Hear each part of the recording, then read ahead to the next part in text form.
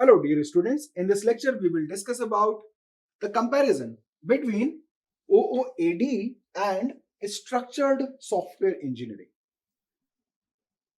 OOAD मतलब जो अभी अपने डिस्कस किया analysis and design, object oriented analysis and design and the structured software engineering practices that already exist.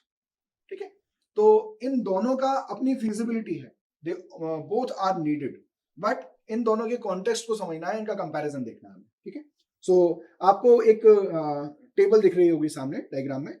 यहाँ पर देखिएगा 3 कॉलम है, फेज, एनालिसिस फेज और डिजाइन फेज. एनालिसिस फेज में स्ट्रक्चर्ड में क्या एक्टिविटी होती है, एनालिसिस फेज में ऑब्जेक्ट ओरिएंटेड में क्या एक्टिविटी होगी, ये अपन देख लेते हैं पहले, फिर हम डिजाइन देखेंगे. ठीक है, तो देखिए स्ट्रक्चर्ड फेज में, एनालिसिस फेज में स्ट्रक्चर्ड रिक्वायरमेंट्स में हम क्रिएट करते हैं डेटा फ्लो डायग्राम, डीएफडी बनते हैं. यहाँ पर स्ट्रक्चर्ड इंग्लिश यूज की जाती है, डिसीजन टेबल या डिसीजन ट्री यूज किया जाता है. डिसीजन मेकिंग मतलब आपने देखा ब्रांचिंग होती है, एक सर्टेन क्राइटेरिया फुलफिल हो रहा हो तो एक सर्टेन पर्टिकुलर एज पे चला जाता है सिस्टम, है ना, अदरवाइज दूसरे एंड पे चला जाता है. तो स्ट्रक्चर्ड वे में और डिसीजन टेबल के बेसिस पर सिस्टम ड्रिवन होता है.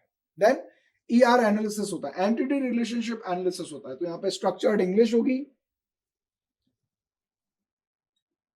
ठीक है, डीएफडी हो गया, डिसीजन टेबल यूज हो रहा होगा, डिसीजन टेबल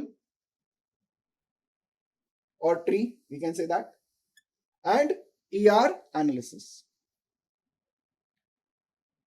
ये सभी आपको टेबल पे दिख रहा है. तो ये पार्ट अपना एनालिसिस का हो गया स्ट्रक्चर्ड के अंदर. ठीक है, अब ऑब्जेक्ट ओरिएंटेड में स्ट्रक्चर्ड की बात नहीं करेंगे अपन, ऑब्जेक्ट ओरिएंटेड एनालिसिस की बात करते हैं. तो यहां पर रिक्वायरमेंट इंजीनियरिंग जैसा कि अपन डिस्कस कर चुके हैं कि क्या क्या बनते हैं. इसमें 2 मॉडल बनते हैं. यूज केस मॉडल बनता है, आपके सामने डायग्राम में है, जिसमें use case and flow of event upon find करते हैं. और ऑब्जेक्ट मॉडल बनता है जिसमें हम क्लासेस और क्लास रिलेशनशिप फाइंड करते हैं. ऑब्जेक्ट इंटरेक्शन फाइंड करते हैं जिसमें सीक्वेंस एंड कोलैबोरेशन, क्या सीक्वेंस रहेगा और वो कौन सी पर्टिकुलर ऑब्जेक्ट किस ऑब्जेक्ट से इंटरेक्ट करेगा, कोलैबोरेट करेगा, कोलैबोरेशन डायग्राम होगा, स्टेट मशीन डायग्राम होगा इसी के अंदर. ठीक है, and object to ER mapping होगी.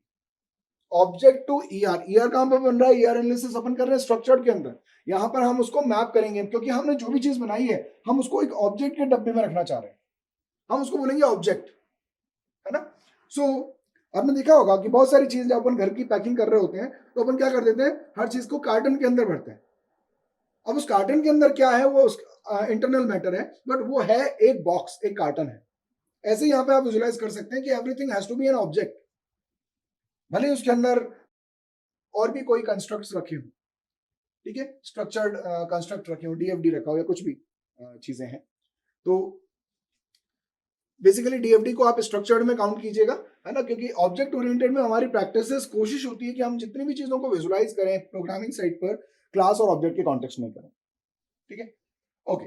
सो पहला पार्ट हो गया एनालिसिस. अब हम बात करते हैं डिजाइन की. डिजाइन में स्ट्रक्चर्ड में देखिएगा, यहाँ पे डेटाबेस डिजाइन की बात करते हैं. आपने देखा होगा हम स्कीमा क्रिएट करते हैं. ठीक है, सो और टेबल्स को हम नॉर्मलाइज करते हैं. तो नॉर्मलाइजेशन की फॉर्म 1 2 3 देन 3.5 जिसको अपन बीसीएनएफ बोलते हैं, 4th NF and 5th NF पीजीएनएफ, है ना. तो ये नॉर्मलाइजेशन की फॉर्म्स, ये सब अपन किस में पढ़ रहे होते हैं, स्ट्रक्चर्ड में पढ़ रहे हैं. There is a systematic process, right, structured process. DB design हो गया. देन जीयूआई डिजाइन की बात करें, ये भी स्ट्रक्चर्ड का डिजाइन, मतलब ये रिजल्टेंट है.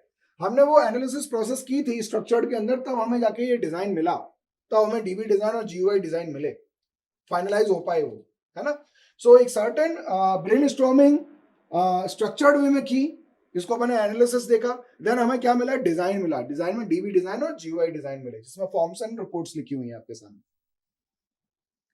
अब हम बात करते हैं ओओएडी मतलब ऑब्जेक्ट ओरिएंटेड टर्मिनोलॉजी के डिजाइन की, जिसमें हमने यूज केस और ऑब्जेक्ट मॉडल बनाए थे. अब हमें क्या मिल रहा है डिजाइन लेवल पर, फिजिकल डीबी डिजाइन मिल गया. डिजाइन एलिमेंट्स जिसमें हम डिजाइन सिस्टम आर्किटेक्चर कर पा रहे हैं, डिजाइन क्लासेस कर पा रहे हैं, कंपोनेंट्स बना पा रहे हैं, और फाइनलाइज जीयूआई डिजाइन मिल रहा है, बट किसके कॉन्टेक्स्ट में, ऑब्जेक्ट के कॉन्टेक्स्ट में. ठीक है, सो ये स्ट्रक्चर्ड का अपनी फिजिबिलिटी है एंड ऑब्जेक्ट ओरिएंटेड की अपनी फिजिबिलिटी है. चीजें जितनी भी होती हैं वो ऑब्जेक्ट ओरिएंटेड में ज्यादा मैनेजेबल होती हैं, इसलिए हमारी कोशिश होती है कि हम ऑब्जेक्ट ओरिएंटेड स्ट्रेटेजीज को इनकॉर्पोरेट करें, मतलब हमारा फाइनली एंड प्रोडक्ट जो बने वो ऑब्जेक्ट ओरिएंटेड स्टाइल का बनना चाहिए. सो OOA एंड OOD, जिसमें OOAP है और OOD रिजल्टेंट पोस्ट है, ठीक है। रिजल्टेंट पोस्ट मतलब पोस्ट रिजल्टेंट है ना।